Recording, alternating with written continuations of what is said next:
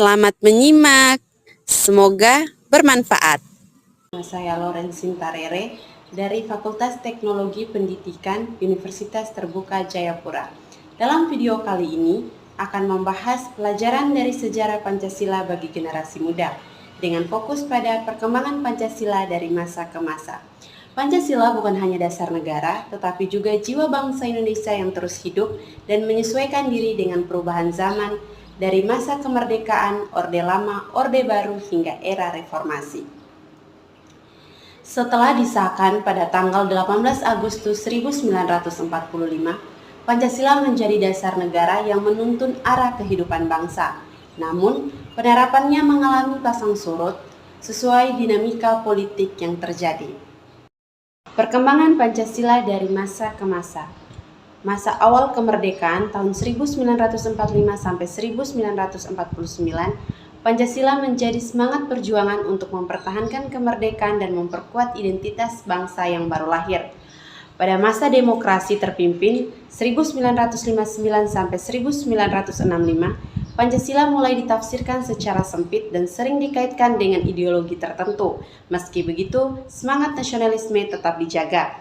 Masa Orde Baru 1966 sampai 1998, Pancasila dijadikan asas tunggal dalam kehidupan politik.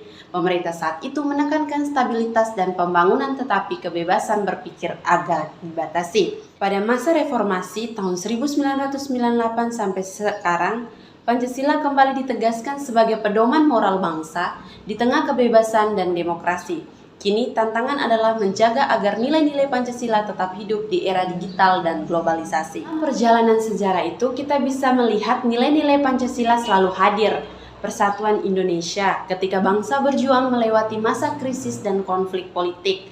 Keadilan sosial saat pembangunan ekonomi menjadi fokus bangsa. Dan kerakyatan yang terus berkembang seiring dengan semangat demokrasi di era reformasi.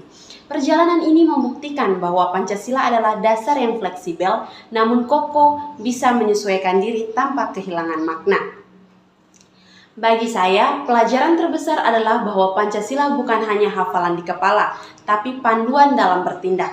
Di zaman sekarang, tantangan kita bukan lagi perang fisik, tetapi perang nilai dan moral, seperti intoleransi, ujaran kebencian, dan polarisasi digital.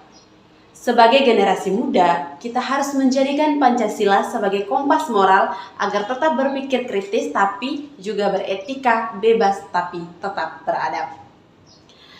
Pancasila telah membimbing bangsa ini melewati berbagai zaman.